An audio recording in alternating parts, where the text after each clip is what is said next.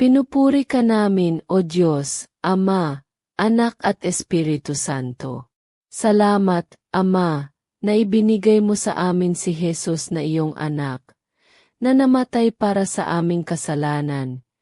Iyong muling binuhay, iniakyat at iniluklok sa iyong kanan sa langit. Salamat na ibinigay mo sa amin ang iyong banal na Espiritu, at sa pamamagitan niya, ay ibinuhos mo ang iyong pag-ibig sa aming puso. Ama, patibayin mo ang aming pananampalataya sa iyo na pinagmumulan ng lahat ng kabutihan. Itanim mo ang iyong salita sa aming puso, upang patuloy na magbunga ng pananampalataya, pag-asa at pag-ibig sa iyo. O Espiritu Santo, akayin mo kami na laging sundin ang mga utos ni Jesus, upang lagi naming mamalayan na ang Ama, si Jesus at ikaw ay nananahan sa amin. Amen.